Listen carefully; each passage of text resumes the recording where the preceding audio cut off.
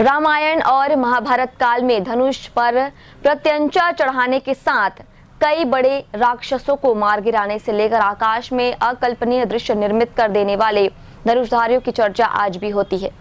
गुरु द्रोण के शिष्य एकलव्य का जिक्र आने पर लोग रोमांचित हो उठते हैं, इसलिए अभी भी तीरंदाजी का क्रेज बना हुआ है। कोरबा में 50 से अधिक बच्चे अच्छे धनुर्धर बनने के लिए प्रशिक्षण प्राप्त कर रहे हैं। भगवान राम और लक्ष्मण सहित उनके दोनों भाई श्रेष्ठ धनुर्धर थे। कुंती पुत्र अर्जुन को भी इस मामले में महारत हासिल थी। इन सभी ने गुरुजनों के सानिध्य में यह शिक्षा प्राप्त की, जबकि गुरु द्रोणाचार्य की प्रतिमा बनाने के साथ उसके आगे धनुष चलाने का अभ्यास करते हुए एकलव्य ने अपने आप को साबित कर दिया। उस जमाने की कई घटनाओं की चर्चा तब से अब तक लगातार हो रही है।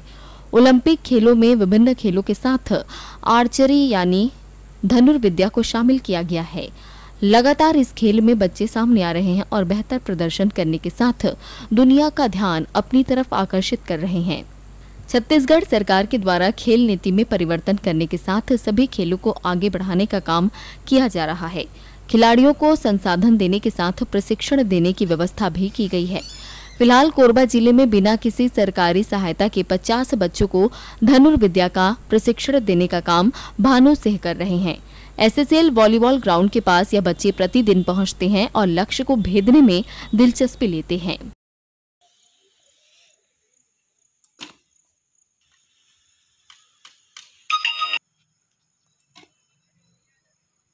प्रशिक्षक भानु सिंह ने बताया कि काफी दिनों से इस तरह का काम इन नए खिलाड़ियों के हित में किया जा रहा है। फिलहाल किसी प्रकार की सहायता सरकार से यहाँ के मामले में नहीं मिल पा रही है। अगर आगे कुछ होता है तो प्रदर्शन को और बेहतर किया जा सकेगा। मैं बच्चों को आर्चरी ट्रेनिंग देता हूँ आर्चरी की, और हमारे यहाँ कम से कम 50 बच्चे आते हैं ट्रेनिंग के लिए।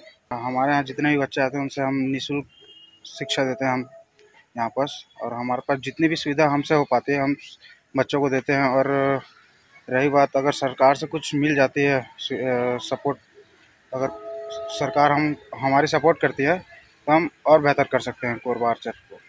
सीखने की ललक हर किसी की होती है और एक दिन वह इसके जरिए दक्षता को प्राप्त करता है।